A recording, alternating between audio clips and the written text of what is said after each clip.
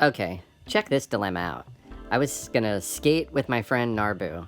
We're gonna skate down Alki in West Seattle.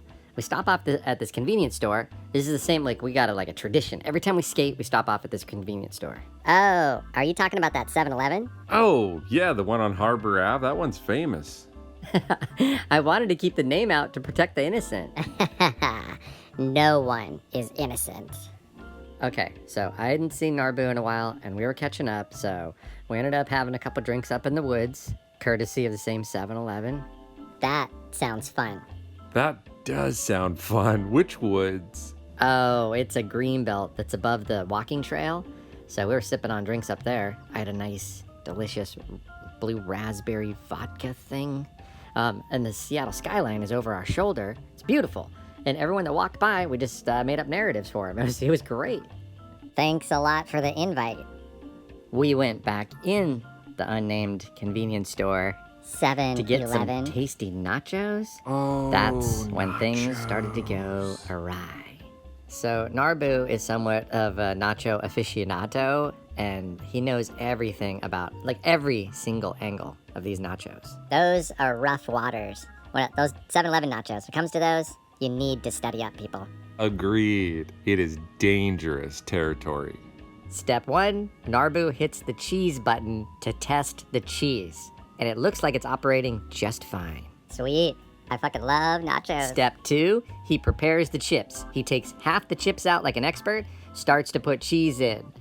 4 shots of cheese later, the cheese is done. Oh, No! exactly like those McDonald's ice cream machines. We look around, there is no hope in sight.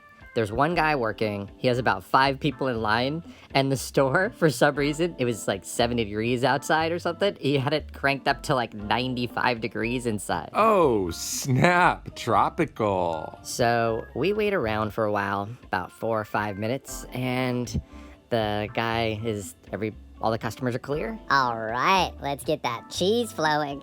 The guy that works there goes in the back and grabs, like a bag of this cheese, It's just kind of like that not real Velveeta melted cheese. But this bag isn't melted. It's a fucking block of ice. What? It doesn't, I don't even think that stuff needs to be refrigerated. It doesn't, dude. It's not real. So he plops it into the machine and just says, give it 10 minutes. I was like, this situation is very desperate. So I pulled a ripcord. I was already sweating my ass off from the 95 degrees, so I bailed out into the parking lot. I would have done the same thing. I took my newly acquired snacks and just went and sat where we parked, like right next to our cars, and then I started getting texts. Oh, no. The first one was, what do I do? And I just pictured Narboo still standing in there, 95 degrees. Ironically, the store is hot as fuck, but the cheese is frozen, and it's not gonna fucking thaw for the next 8 hours. Yikes, what a dilemma. Yeah, what do you do? Leave the nachos behind. Just go. Just run. You can't leave nachos behind, though. It's an honor code. It was so heartbreaking to see that frozen, just a block of cheese in a bag. And it was frozen on the outside too, and had that vapor or frost, whatever stuff coming off of it. That's that old saying, never bet against frozen cheese. My grandma used to say that all the time.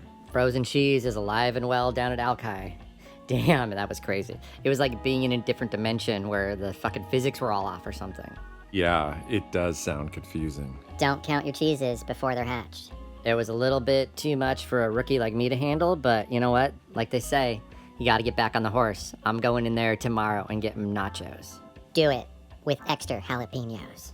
I might even add chili. But mark my words, I will slay this dragon. Hear that, 7-Eleven? I'm coming for you. And snap. that nacho cheese better be nice and hot.